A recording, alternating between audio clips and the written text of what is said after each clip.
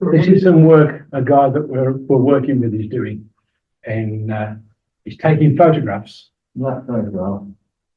and working on a 3D model for us. He's an architect and he's working on building a 3D model in CAD from photographs. And that's where the room is. Yeah. So you can fly, he's building it so we can fly through the house. Bits of it at least. Yeah. This is into the Great Hall. There's a photograph of what the Great Hall used to be like in 1919, and he's building it, this CAD model for us. The long gallery.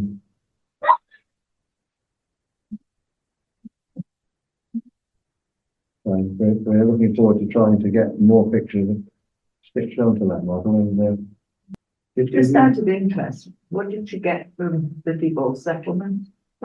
All the jewels. What was that? Yeah, who knows? I mean, again, there have been some kind of prenuptial agreement. It wouldn't have been called that. Well, it would have, but some sort of. in those days, even those days, it would have required an act of parliament as well. To get a divorce. Yeah. So when he was aged and cleared up, his folks died then? And his father was still alive How old was he when his folks died? when his father died. But, you know, when he, I presume his folks never had no influence. No, his father had no influence over his father had kind of abandoned him So when in Paris. There is, I have heard a rumour that there are, I think I heard it here, actually. Somebody told me here that there are maidservants buried in St. Matthew's churchyard who are rumoured to be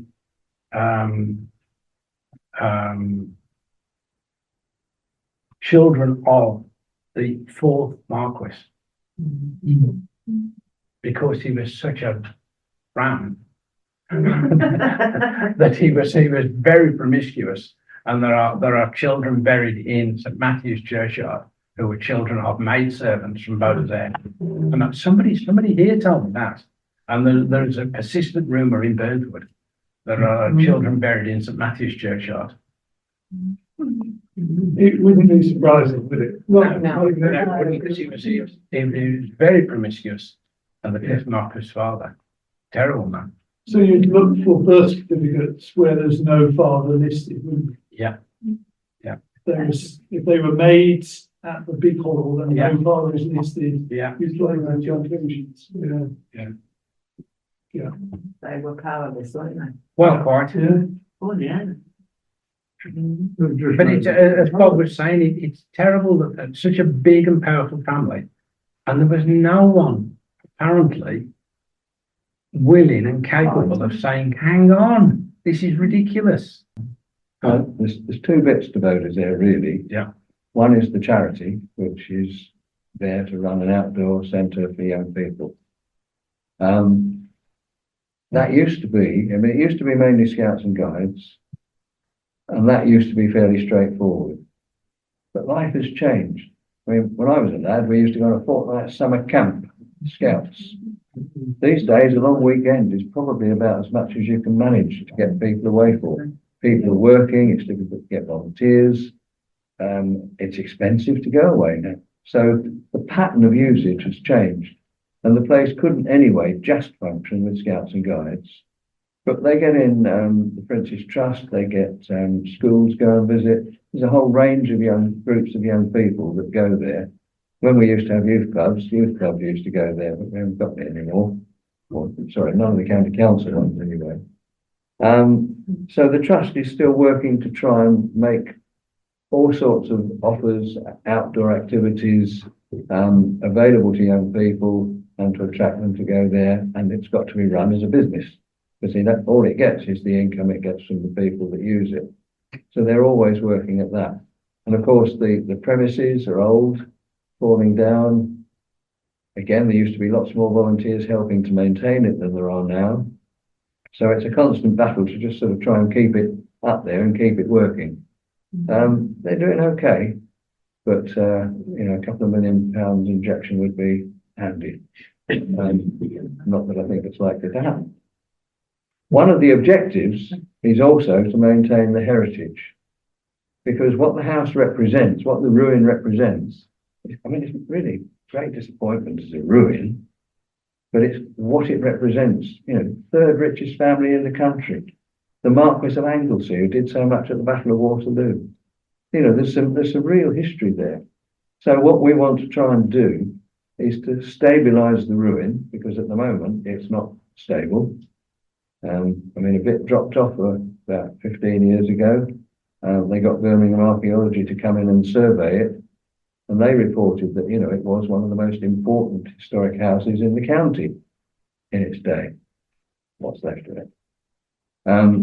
Just adjacent to that little bit that's still upstanding is some very uneven ground. It's where the cellars used to be. And kids, being kids, like to play in the cellars and climb on the walls and all the rest of it.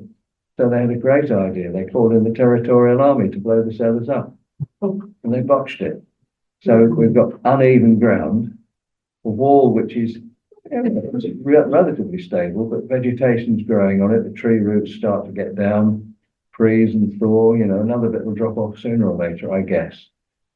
So we want to try and stabilise the ruin, interpret the ruin so that we can get kids interested in it.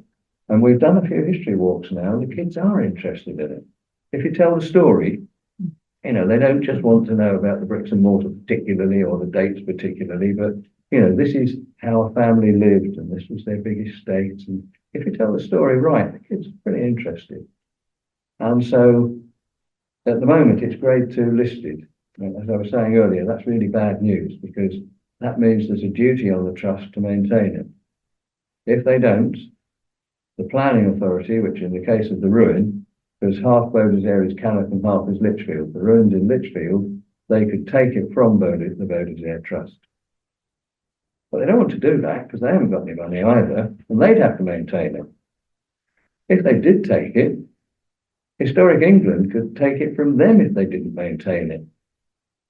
But they haven't got any money either, so nobody wants it. It's a sort of a hot potato. We can't afford to do it up. We've had 2.5 lottery bids so far.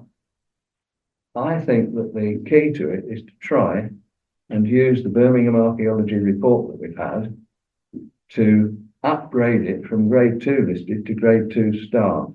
If we can do that, I've no idea how we do it, but if we can do that, we'll start to get into the funding. And if we can start to get into funding, then we can stabilise the ruin and we can make it available for people.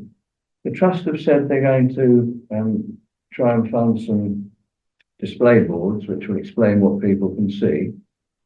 And we're constantly trying to keep the undergrowth cleared from it so that you can actually see bits of the ruin. If you look into the hall, you can see where the bishop's chair used to be. You can see a pretty decent fireplace and an archway through to the outside. You know, there's a lot to see if it's interpreted. So we want to get some display boards up there, and we want to get some leaflets printed to explain things and do more history walks. Yeah. And we, in a sense, because the Trust is busy trying to do what it does, they let us play with the history.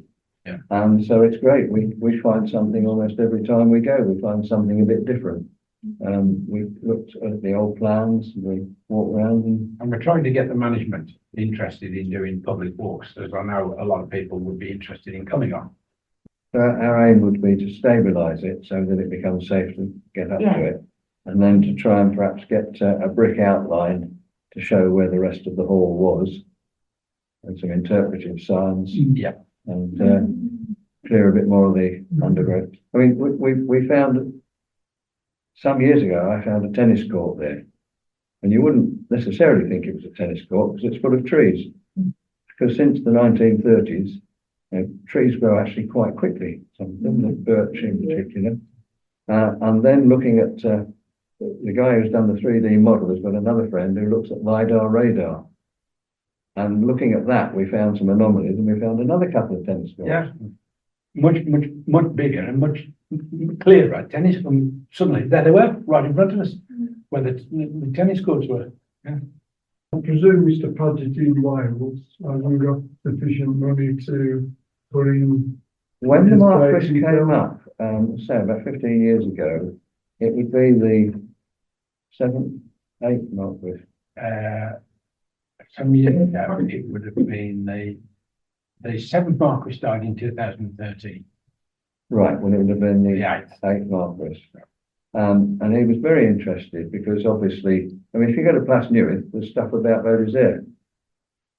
Presumably, if we can get this sorted out, we may have some stuff at voters there to tell them about Plasnewith. But he'd come up to see voters there for himself. And he was clearly quite interested and hinted that he's got contacts and so on. They showed us, he sent us some facsimiles of some priceless documents from Queen Elizabeth I, Philip and Mary. Yeah. Private letters to Baron Paget from Queen Elizabeth and Queen Edward. Mary and King Edward VI. Private letters signed by them to Baron Paget. So, you know, I think they would help. It might be their contacts. I don't think they're going to sort of put a wad of money on the table, but they might put a bit on if we can sort of break the mold that we've, yeah.